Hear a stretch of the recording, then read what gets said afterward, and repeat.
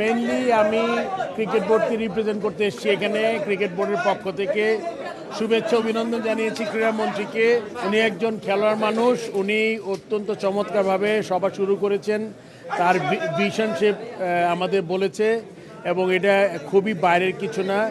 আমাদের অনেক মাঠ দরকার, যে মাঠগুলো হেল্প করবেন উনি, প্লাস ওই ক্রীড়া কার্যক্রমে ঢুকাবেন কারিকুলামে কিছু স্পোর্টস, তারপরে আপনার ক্রীড়া শিক্ষক আছেন, তারপরে আপনার এসব ব্যাপারে, প্লাস সবচেয়ে বড় কথা এই 51 ফেডারেশন বা 52 ফেডারেশন থেকে যার যা সুবিধা অসুবিধাগুলো বলেছে উনি মনোযোগ দিয়ে শুনেছেন এবং উনি নোট নিয়েছেন। আমি আশা করি উনি এগুলোতে হবে।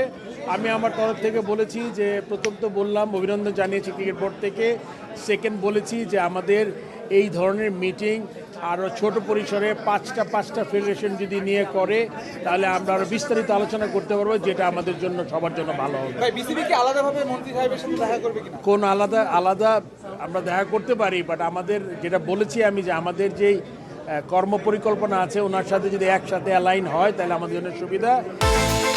বিকাশ পেমেন্টে 10,000 টাকার বেশি অফার, শপিং চলছে তো।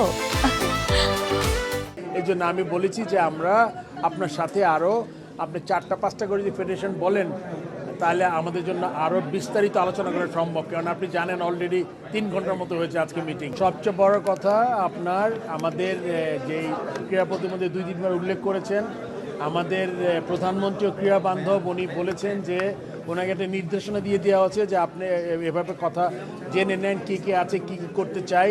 আর আপনার হেডিংটা আজকে দেখেছেন তো, ক্রীড়া হতে পারে পরিবারের ভরসা, পেশা হিসাবে ক্রীড়া হতে পারে ভরসা। আপনি দেখেছেন এটা হেডিংটা কী ছিল, সেটা দিয়ে বুঝতে পারেন যে তারা চায় যে প্লেয়াররা যাতে কনস্ট্রাকটিভ কিছু করতে পারে এবং বেতন কাঠামোর মধ্যে আনতে চায় সব ফেডারেশন টপ প্লেয়ারদের। সো অনেকগুলো জিনিস আলাপ হয়েছে, এটা আপনি পেয়ে যাবেন।